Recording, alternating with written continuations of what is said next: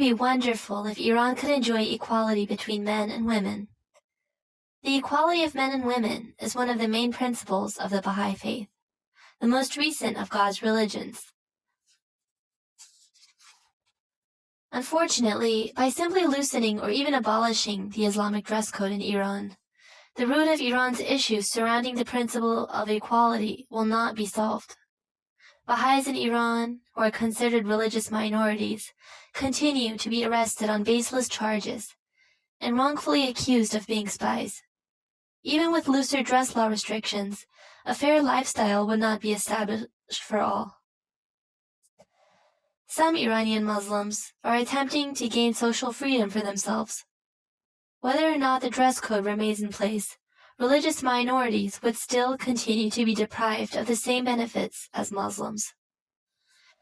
Ever since the 1979 revolution, the persecution of Baha'is and other religious minorities has been an ongoing issue. According to the Islamic Quran and Sunnah, the obligatory hijab law for women entails coverage of the whole body, except the face.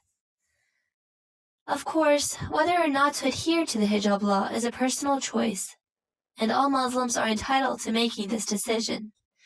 And of course, choosing not to do so certainly doesn't warrant any form of persecution.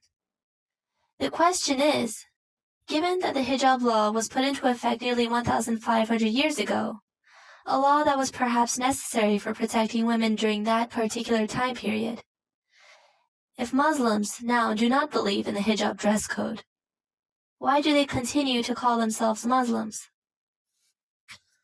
This is where the independent search for truth comes into play.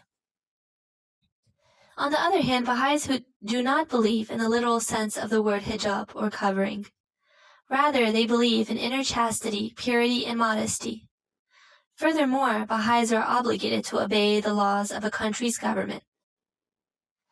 Whether or not you wear a hijab and whether you are a man or a woman are not the real issues surrounding Iran's freedom. The problem is freedom of religion and ethnicity. If people should be given a choice to wear the hijab, Baha'is and other religious minorities should be given the choice to practice their religion. On Persian national identification cards, Zoroastrianism, Christianity, Judaism, and Islam are listed and recognized.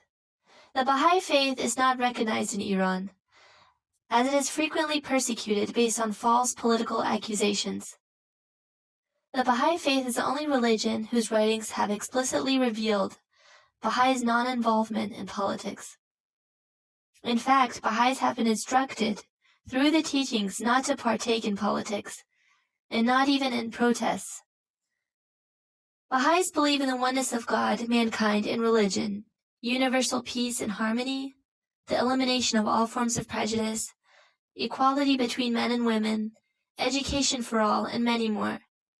Through unifying efforts, Baha'is strive to eliminate discord amongst peoples and rather promote unity, mutual respect, and love amongst men and women of all races and religions.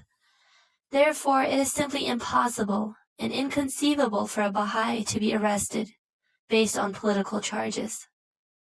Furthermore, only Baha'is are banned from attending university, working in restaurants or in the food industry, and becoming doctors or working in the field of medicine in Iran. They are not allowed to connect with or contact one another, and non-Baha'is are refrained from keeping contact with Baha'is.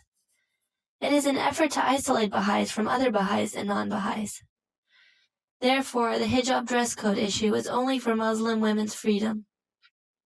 Abolishing or amending the dress code law would not change the mentality upheld by some Muslims, who may unfortunately still continue to be prejudiced against religious minorities. So the main problem is freedom of religion. If all seek freedom for all, freedom of religion should be the real focus.